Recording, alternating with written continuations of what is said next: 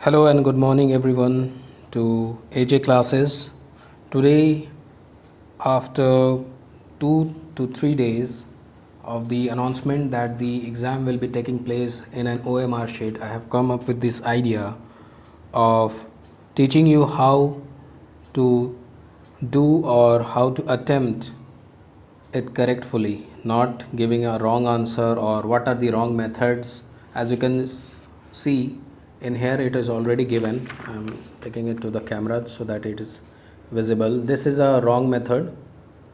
This one is also wrong. अगर आपका wrong हो चुका है तो उसको आपको फिल करके ही रहना होगा. ये ऐसे क्रॉस नहीं कर सकते हैं as we use to do in our subjective ones. In this OMR sheet जो होता है ना, ये एक OMR का सैम्पल पेपर है, एग्जैक्ट एकदम है कॉपी किस तरह से तुमको मिलेगा. लेकिन यहाँ पर कुछ चीज़ जैसे यहाँ मॉक वगैरह लिखा हुआ है तो ये आपका चेंज रहेगा. क्या चेंज रहेगा कि यहाँ पर आपका रोल नंबर वगैरह रहेगा, उसको भी आपको इसी नेम के साथ ही यूज़ करना होगा. ठीक है, तो रोल नंबर वाला कॉलम जो होता है ना वो बहुत ही इम्पॉर्टेंट होता है. One of the most important and major area in which if a student wrongfully inputs something that is not his roll number or her roll number, so the paper will not be published. मतलब कि आपका exam में फिर जब result देखने जाओगे ना तो वहाँ बोलेगा कि the result can not be found. So इस तरह से बचने के लिए आप कुछ भी करके OMR का थोड़ा प्रैक्टिस कर लेना. ठीक है मेरे पास ऐसा टाइप का OMR है, 180 क्वेश्चंस है पूरा दिया हुआ.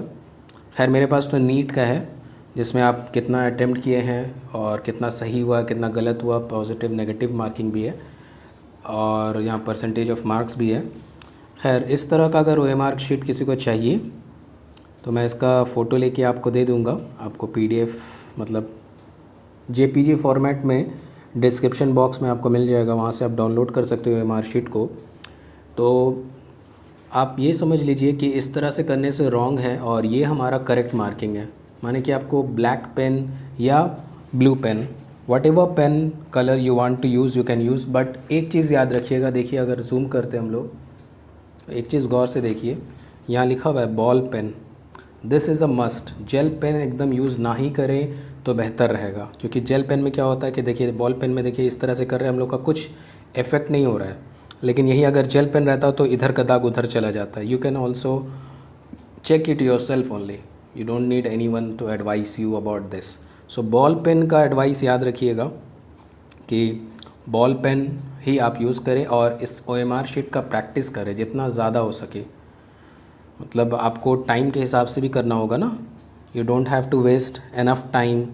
आपको प्रैक्टिस करना है, सर्किल किस तरह से करते हैं, ओके कितना टाइम आपको लग रहा है. You have to plan your strategy according wise. Okay, not that कि आपको 1 घंटा में अगर पेपर फिनिश करना है देन आप 40 मिनट्स या 50 मिनट्स रखिए, आप इसको सॉल्व करेंगे एंड 10 मिनट्स हैंड में रखिए. दिया आपका फर्स्ट टाइम है, हम तो बोलेंगे 10 से 15 मिनट्स आप अपने हाथ में रखिए उसको सर्किल करने का. कहीं भी बाहर नहीं आना चाहिए, OMR गंदा नहीं होना चाहिए. OMR में किसी और चीज़ का इनपुट एकदम ही ना से ना के बराबर, क्योंकि OMR का फुल फॉर्म ही होता है ऑप्टिकल मार्क रीडर. तो ये मार्क को ही सिर्फ देखेगा. आपका मार्क अगर इस तरह से है करेक्ट वाला तो आपको कैलकुलेट करेगा. अब अगर इस तरह से किसी में इनमें से कोई सा भी एक है तो ये रॉन्ग हो जाएगा. और क्या करता है स्टूडेंट लोग, जैसे सपोज़ करो कि आपने 1 का B किया. चलिए हम लोग 1 का B को सर्किल करते हैं. फ़र्स्ट ऑफ़ ऑल आपको ऐसे डायमीटर पे ले लेना है, ठीक है, एंड उसके बाद आपको इस तरह से सर्किल करना है.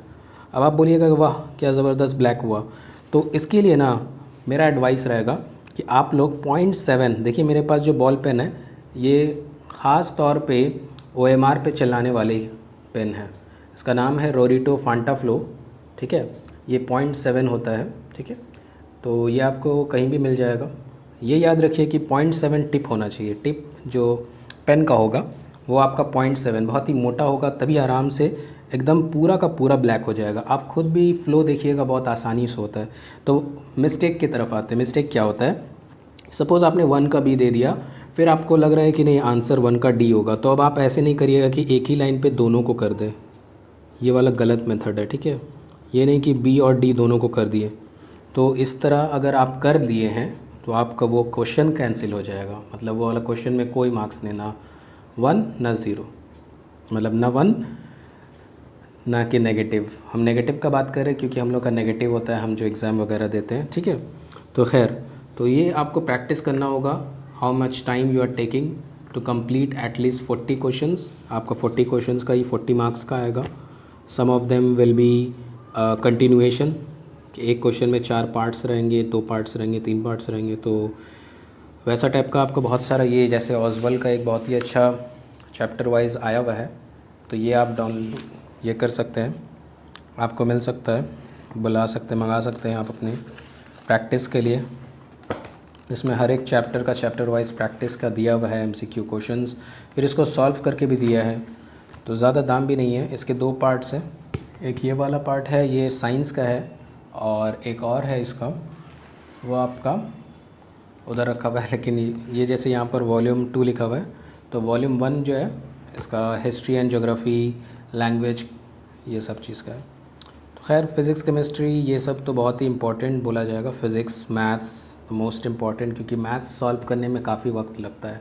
तो इसीलिए एक प्रैक्टिस के लिए कोई सा भी बुक, ऑजवल हुआ, ICSE is preferring Educare as well, Goyal हुआ, जो सभी MCQ आप प्रैक्टिस करके जाइएगा, ये मेरा एडवाइस रहेगा। तो I hope you will not be struggling in any part, और ये समझ में आ गया होगा कि इस तरह से नहीं करना है।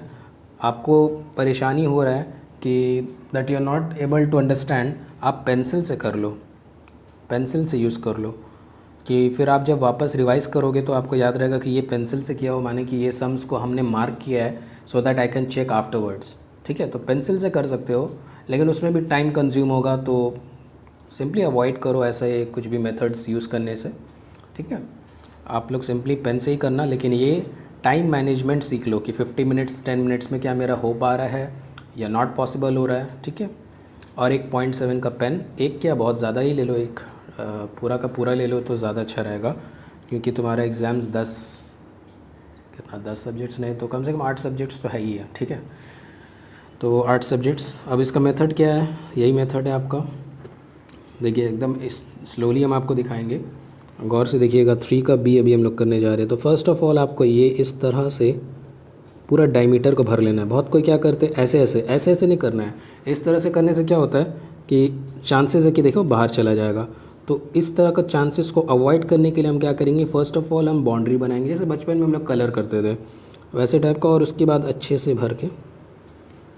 और हाँ, ये पेन आप यूज़ करके देखिए, या जो सभी 0.7 का टिप का पेन यूज़ करके देखिए, उसके बाद OMR भरिए, आपको प्यार होने लगेगा, मतलब OMR बहुत ही अच्छे से फिल होने लगेगा, तो आपको उस पेन से प्यार होने लगेगा कि क्या ज़बरदस्त पेन है।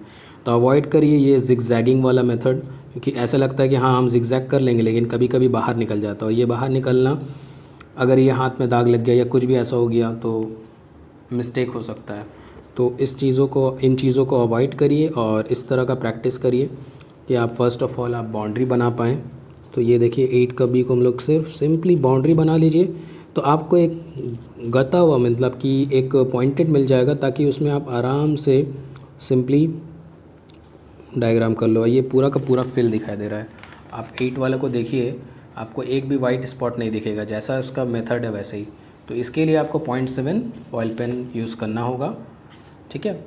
तो thank you for watching. I hope this all process was very much helpful to you.